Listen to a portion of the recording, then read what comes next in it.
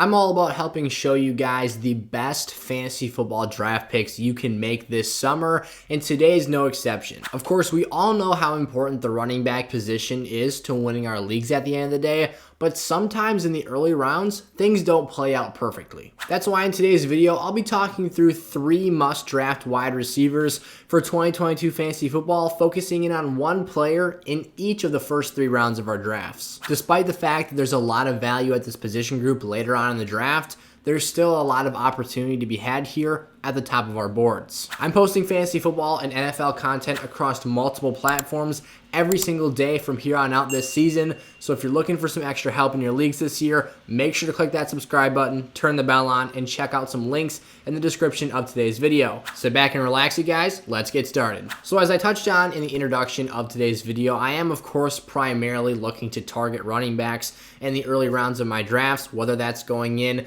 for a robust running back draft strategy, heading over for a hero RB strategy, or even double hero RB. I'm always looking to dip my toes in the water for some sort of running back shares early. Personally, I'm not a huge zero RB guy. Maybe you are, maybe that's why you're watching today's video. Whatever the case may be, the wide receiver position is still very, very valuable in spite of obviously the surplus of players that can produce legitimate lineup value in a week in and week out basis at this position group. And we'll be starting here with our first round draft day target, Stefon Diggs of the Buffalo Bills. One of my favorites this year. If I'm picking in the back stretch of picks in the first round, if I need a go-to number 1 guy, Stefon Diggs can be that player for my lineup. This can be a guy who contributes and is able to ultimately live up to his ADP, which right now is the wide receiver 4 overall based off of Underdog's best ball ADP. I say this every video, but I put a lot of weight behind that because of the obviously the financial investment that every drafter is making when they make that decision to draft a player and enter into a league on that platform. So as always, code SFS if you want to draft with me this summer, and of course get the draft guides and in-season lineup advice for free. So Stefon Diggs, let's break down the situation. Why do I love him and this Bills offensive situation so much? Why does it breed and reap fantasy football success? First and foremost, you have to start with the quarterback. Josh Allen is what is able to elevate Stefon Diggs to a level of elite fantasy football productivity. Not every player, despite the fact that Stefon Diggs is an elite NFL talent at the wide receiver position. He is obviously one of the best and most crisp route runners in the game. If you just watch some film, some practice cut-ups of him, even there are some ridiculous things you're seeing him do with his footwork and his ability to be agile, moving both laterally and vertically, and it all gets better from there. The numbers back up the ability to be a special player, and you've got a guy who across the last 2 seasons has the most combined targets at the wide receiver position in the National Football League. He has 160 or more targets. Let's just pause because sometimes I feel like I glaze over these numbers too quickly. You know, I say the stat, but 160 targets in back-to-back seasons is absurd. That is the utmost level of elite target volume. And as you know, we started with here, the quarterback position is what allows Diggs to tap into that utmost level of upside and get him to that next level as a fantasy player. Diggs has always been great, but as a Viking, he was not this type of dude.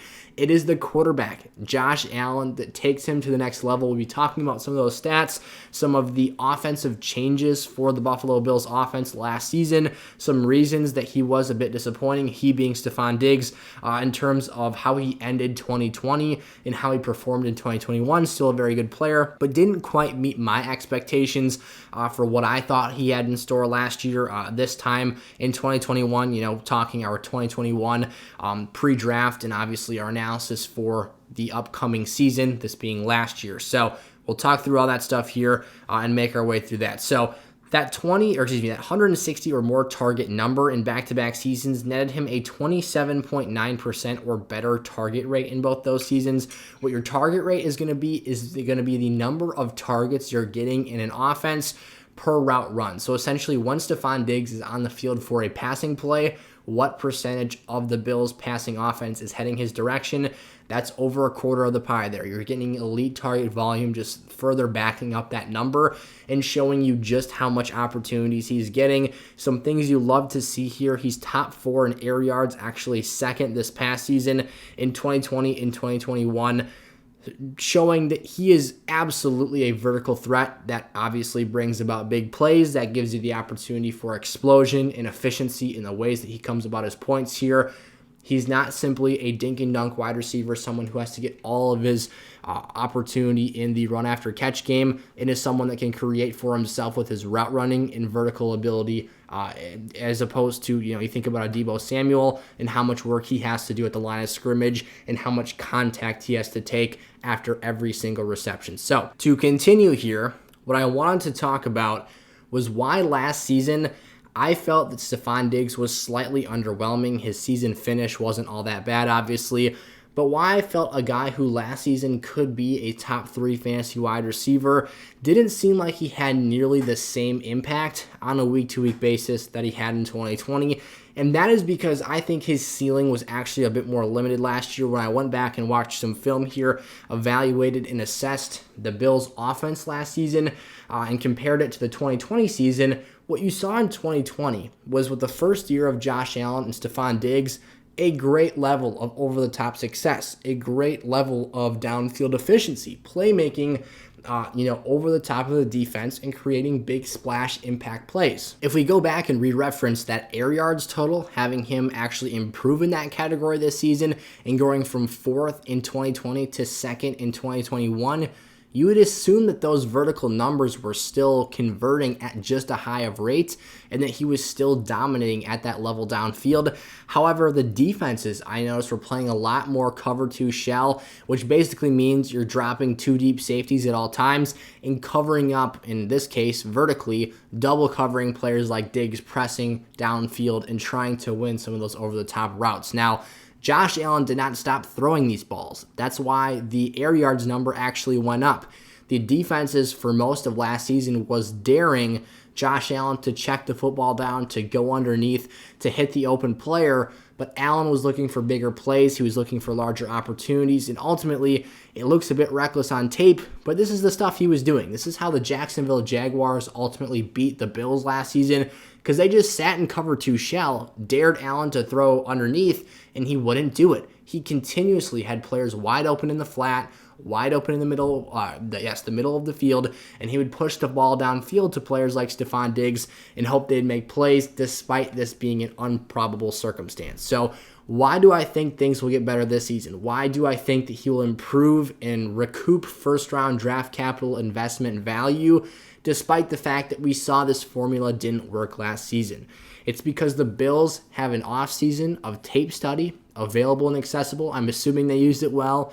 Things started to get better down the stretch of last season, and I think Josh Allen is really starting to become an even better quarterback, which is quite scary, because if he can start tapping into that short and intermediate passing game, taking what the defense gives him, and then still hit occasionally those over-the-top bombs, he's going to be going nuts here. He's going to be putting up wild fantasy points, and I think this season we could start to see the Bills use Stefon Diggs more similarly to how the Green Bay Packers used Devontae Adams the last couple of seasons. What is this?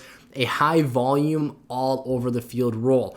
Whereas Stefon Diggs in 2020 was still an elite volume player, but someone who is seeing a heinous amount of opportunities over the top, I think that target distribution will get opened up a lot more. I think he's going to see a lot more underneath and intermediate targets as opposed to stretching the field and running deep routes so much. I think he'll start to see a higher conversion in terms of his targets to actual receptions this year, and I think we'll start to see some improvement and some trending back towards that 2020 season in terms of the numbers he's putting up, because after the catch, he has the athleticism to go for a handful of yards. He's a very windy runner in space with the ball in his hands. He's definitely not someone who is going to, break your ankles and just run past everyone like Tyreek Hill or a physically imposing player like Deebo Samuel, but he can do the job after the catch. He can do a lot of things and contribute to this team. If he continues to see 160 target seasons, a guy who was second in red zone looks last year is going to hopefully see an increase in touchdown productivity this year and have a lot of positive positives in his offensive situation. And this is a very pass-happy team, an offense that wants to throw the football. They're not pounding the ball down your throats in the run game. They're not a team that is very balanced, even, I would say. Stefon Diggs, for me, with all these things considered, the fact he can attack you literally anywhere on the field, the Bills should become more open-minded in terms of Josh Allen's target distribution around the field and what areas and zones he's throwing into. And Diggs has the talent and skill set to optimize, honestly, everything he does to fit that role better and become a much more successful analytical player this season, because there's a lot of opportunity last year. He just wasn't able to capitalize on that at the maximum level. Ceedee Lamb is the second player I want to talk through here. This is a second round target for me, a guy whose ADP places him as the first pick in the second round, the wide receiver 6 off the board, Davante Adams being the one player that goes in between Diggs and Ceedee Lamb. So even so, we just talked about, I'm going RB heavy early in the draft. If it's a late first round decision, I'll take Stefon Diggs. I'll take that high ceiling wide receiver play here. But honestly, if you want to snatch up, reach for one running back, and then hope and, praise your lucky stars that Ceedee Lamb falls into your lap, I have no issue doing so. Ceedee Lamb is a lot more projection-based than Stefon Diggs is, where we have bodies of work to compare here. Ceedee has never really been a true number one wide receiver for an NFL team. He's kind of been the 1A or 1B option in comparison to Amari Cooper, but there's a lot of changing situational dynamics here in Dallas that I think kick the door wide open, maybe even busted off the hinges to give Ceedee Lamb this ultimate opportunity to be a number one wide receiver in fantasy. And I'll go as far to say, I think Ceedee Lamb has the potential to be the wide receiver 1 in fantasy this season. Now, he's definitely not my first choice to do so. I think that between Cooper Kupp and Justin Jefferson, it should most likely come out of one of those two players. Should they both stay healthy? We can debate that down in the comment section if you'd like to. I am very, very high on Justin Jefferson for this season. However, and actually some side note here, Justin Jefferson was kind of talking through Kevin O'Connell's scheme, and Jefferson was saying he's kind of playing that Cooper Kupp role, and he goes, wow, man, I really see why Kupp was so wide open in all these plays, and he's looking forward to things. So awesome stuff there. But Ceedee Lamb, the point being here is that this dude is going to ball. He's going to see an insane amount of volume in this offense.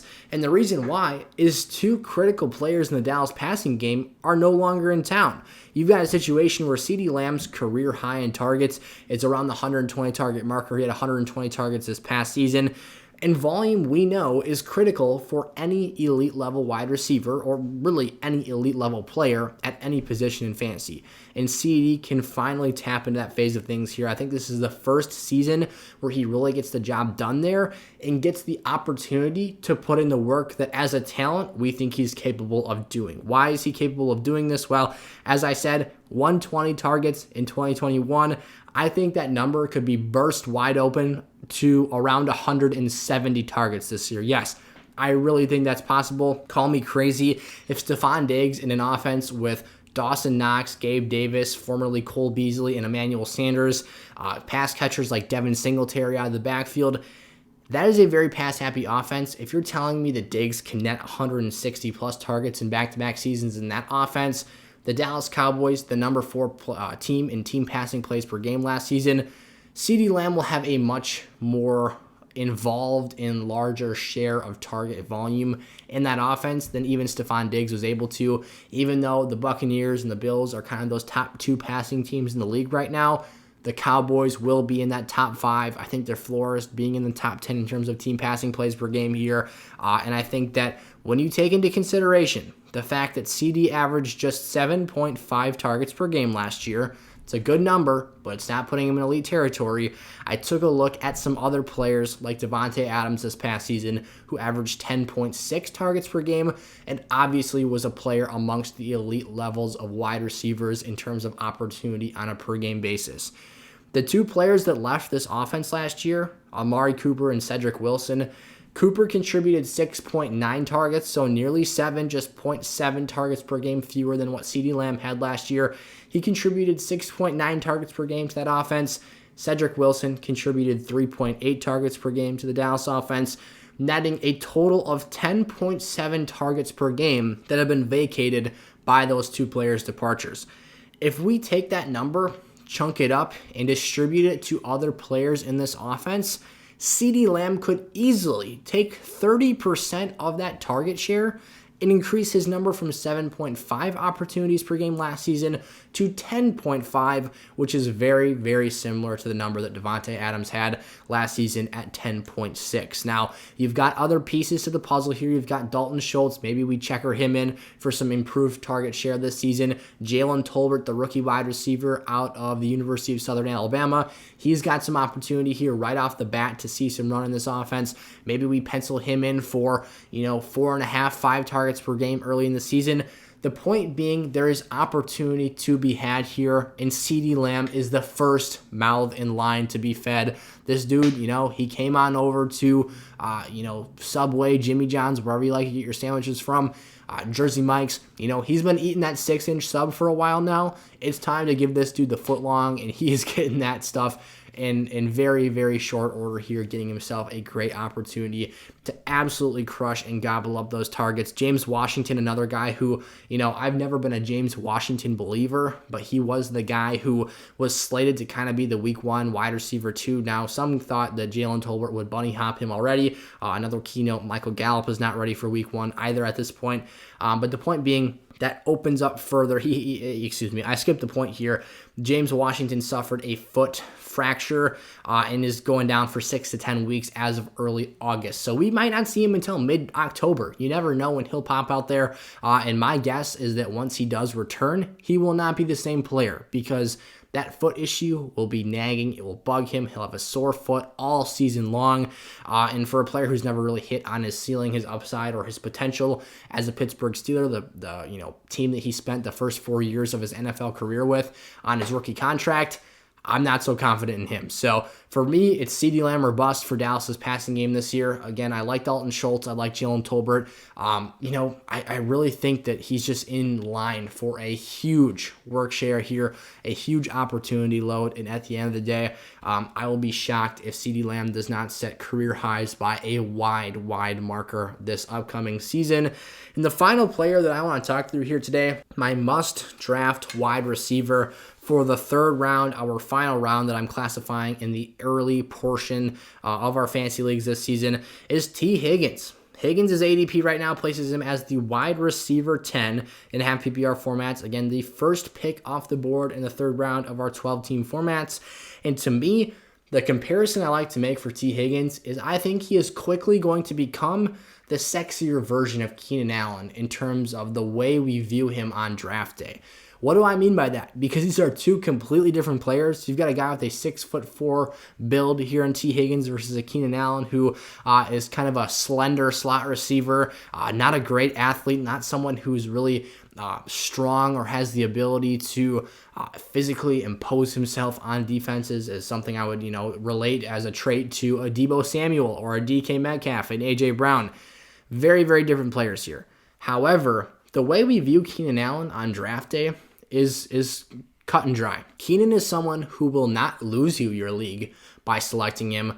However, he will not win your league either.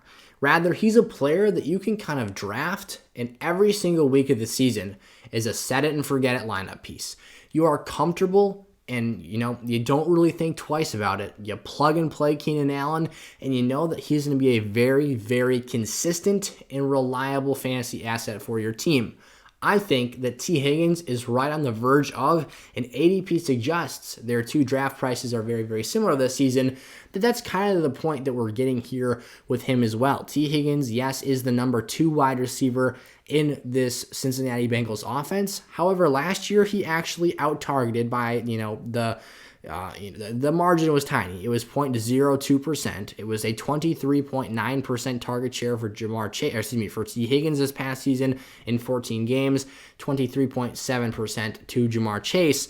However, despite the fact that the majority of us, myself included, view Jamar as the wide receiver 1 in Cincinnati, T. Higgins is in about as good of a passing offense as you could possibly dream of for fantasy football purposes. Another area for me where T. Higgins separates himself from Keenan Allen is the fact that I think his ceiling on a week-to-week basis is far higher.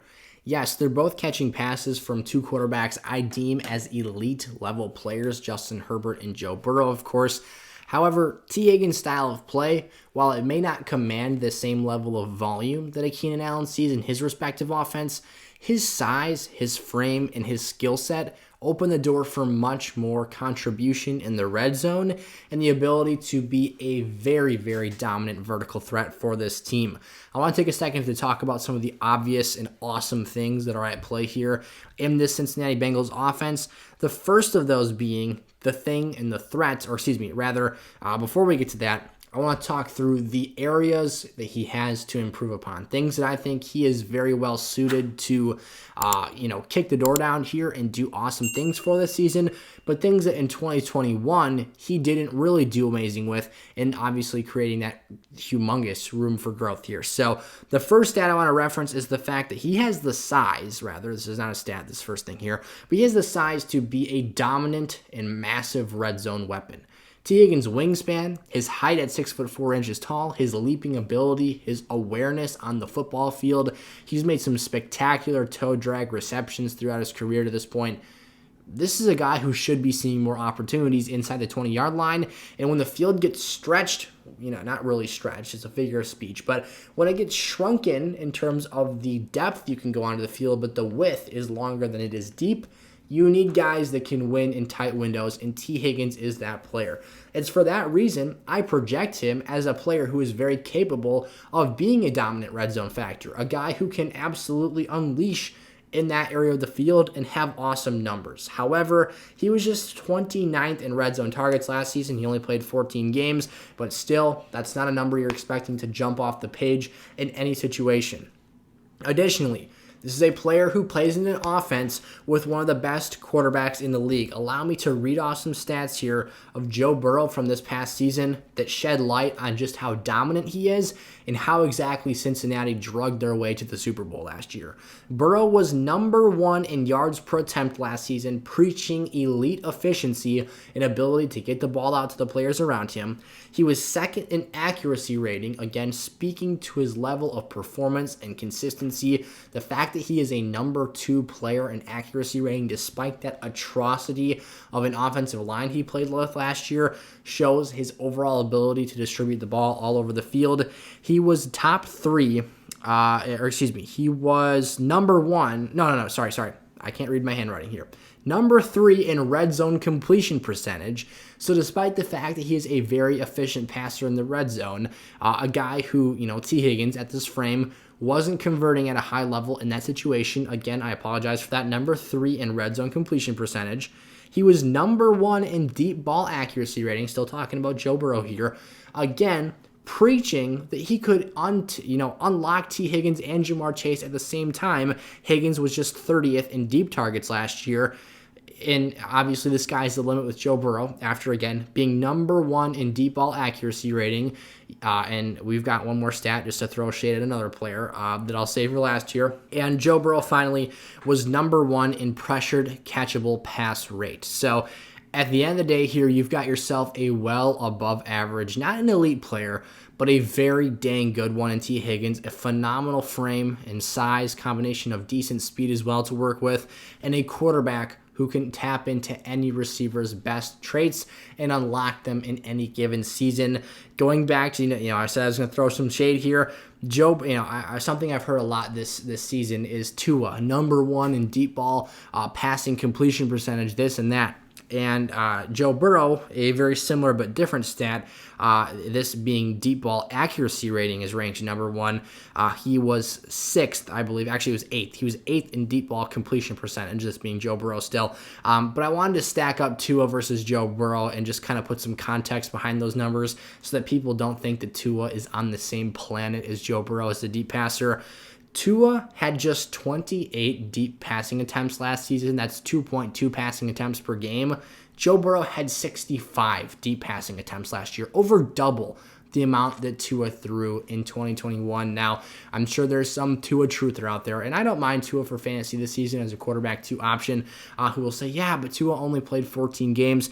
Per game, that puts Tua at 2.2 deep passing attempts per game, and it puts Joe Burrow over 4. So you're still looking at almost a double number and statistic here in terms of the volume of deep downfield passes Joe Burrow is attempting per game and the effectiveness that he's still having on the ability for those passes to be considered catchable. And obviously, he's got the wide receivers to convert on those looks. So for me, I love T. Higgins. I love Stefon Diggs. I love Ceedee Lamb. I love all 3 players in today's video. If you guys do as well, make sure to let me know down in the comment section below. Check out the channel. Check out some of our other stuff that we offer here. Of course, the draft guides, with your draft being just around the corner here. Make sure to check out sizzlefantasy.com. Check out the draft guide collection. It comes with in-season lineup advice via Discord. You just send me a message. I can verify that you're a gold member as soon as you purchase things. I'll send you an invite link to the Discord. Join that right away. We'll get you in there. We'll have you added and put into my DMs. You can shoot me your lineup. You can send me messages, ask me questions 24/7, and I'll get back to you guys as soon as possible. And of course, it comes with 500 pages of content on sizzlefantasy.com as well. There's so much stuff to take advantage of. We've got 3 different ways to take advantage of that. The first being code SFS on Underdog Fantasy. Deposit $10 or more. Get double your money, and the draft guide's free through the Super Bowl this year, so that comes again with in-season lineup advice. The second being our all-access pass. It's the same thing as the Underdog member or the Underdog sign-up promo code, except some of you guys have already signed up for Underdog via something else. So if that's not available to you, of course, get that all-access pass, or you can get the SFS Gold membership, which is a monthly version, a little bit more per month over the course of a year, but we'll still get you guys everything you need to get yourselves taken care of for this season. So thank you so much, you guys. I will see you next time. Stay tuned for the next video, and check out in just a second here, YouTube's going to show you 2 clips that you should watch next. Peace out.